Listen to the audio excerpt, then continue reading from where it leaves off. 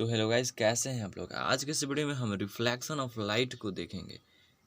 कह रहा है कि हाईली पॉलिश्ड सरफेस मिरर, जैसे कि मिरर यानी कि एक सबसे ज़्यादा चिकना यानी मैक्सिमम चिकना सतह जैसे कि मिरर हो सकता है। वह क्या करता है, उस पर जितना लाइट पड़ता है उसमें से वह मैक्सिमम लाइट को रिफ्लेक्ट कर देता है। और आपने लॉज ऑफ रिफ्लेक्शन को पिछली क्लासों में पढ़ा होगा, 8th क्लास में, याद है, आपने ज़रूर पढ़ा होगा। ठीक है, उसी को हम लोग क्लास 10th में देखने वाले हैं। Let us recall this laws. Laws क्या है, अगर आपको याद नहीं है तो उसकी कोई टेंशन नहीं लेना है, मैं हूं ना फिर से बताने के लिए। फर्स्ट लॉ है the angle of incidence is equal to the angle of reflection. इसको समझने के लिए चलिए एक फिगर बनाते हैं। चलिए हमने यहाँ पर एक फिगर बना लिए हैं, इस फिगर के माध्यम से समझते हैं। ये सपोज दैट एक प्लेन मिरर, सपोज दैट का ये ऐसा ही प्लेन मिरर होता है। अब जो किरण या इस पर पड़ेगी वो होता है इंसिडेंट रे। उसके बाद जो पढ़कर जो रिफ्लेक्ट करेगी वो होगा रिफ्लेक्टेड रे। फिर से समझाता हूँ। एक प्लेन मिरर है, उस पर एक किरण पड़ेगी और वही किरण, वही रे रिफ्लेक्ट करेगी। तो जब पड़ेगी किरण उसका नाम होगा इंसिडेंट रे, और जब रिफ्लेक्ट करेगी उसका नाम होगा रिफ्लेक्टेड रे। और ये बीच में एक नॉर्मल होता है, इसको एन से डिनोट करते हैं।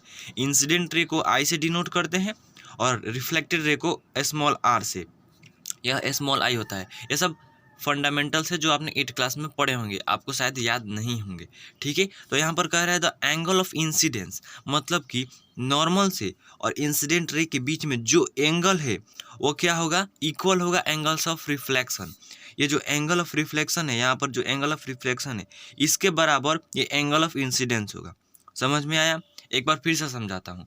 जो किरण प्लेन मिरर पर पड़ेगी और फिर से जब वह रिफ्लेक्ट करेगी, उनके बीच में एक 90 डिग्री का नॉर्मल होता है। ठीक है, लेकिन इंसिडेंट रे का एंगल, एंगल आई, इक्वल होगा एंगल आर से रिफ्लेक्टेड रे से। समझ में आ गया? Very good. अब चलिए सेकंड लॉ को समझते हैं।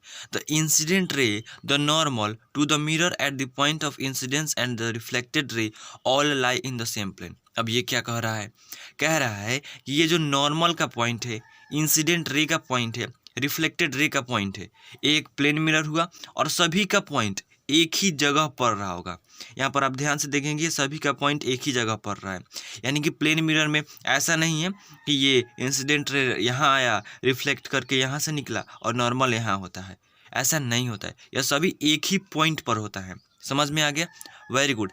अब आगे कह रहा है ये जो रिफ्लेक्शन के लॉ हैं ये सभी मिरर पे लागू होंगे। ठीक है, उसके बाद कह रहे हैं आपने पिछली क्लासेस में प्लेन मिरर से किस तरह के इमेज फॉर्म होंगे ये भी पढ़ा होगा। इनका प्रॉपर्टीज़ क्या होगा वो मैं बता देता हूँ, फिर से आपने शायद पढ़ा होगा पर भूल गए होंगे।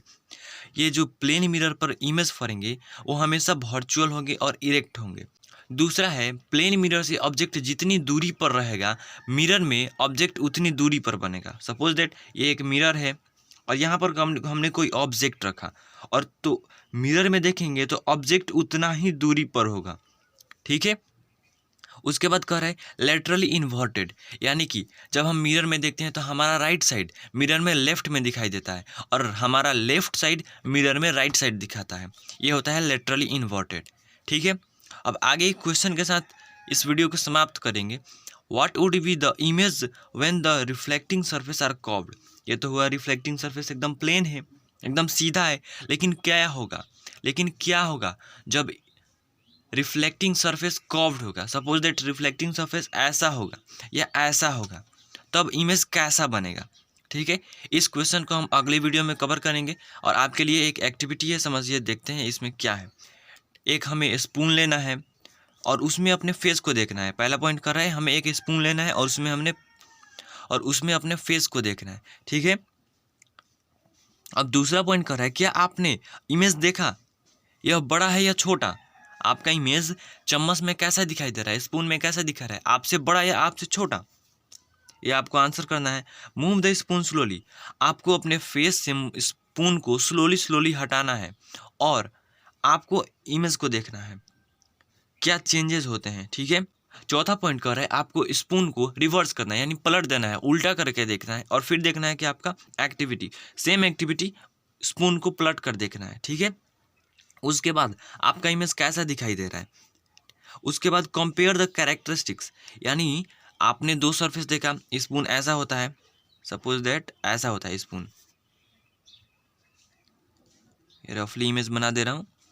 सो स्पून है ऐसा होता है, आपने अभी इस तरह से फेस देखा, इससे आपको कैसा फेस दिखा, उसके बाद आपने अपने फेस इस तरफ से देखना है, दोनों तरफ से आपके फेस को अपने में देख लेना है, और उसके बाद किस तरह से क्या क्या कैरेक्टरिस्टिक्स निकले, क्या क्या उनके गुण थे, वो सभी आपको डिस्कस करना है। इस एक्टिविटी को हम लोग अगली क्लास में एकदम लाइव करेंगे। आज के लिए बस इतना ही, मिलेंगे नेक्स्ट वीडियो में, तब तक के लिए लाइक करें, सब्सक्राइब करें।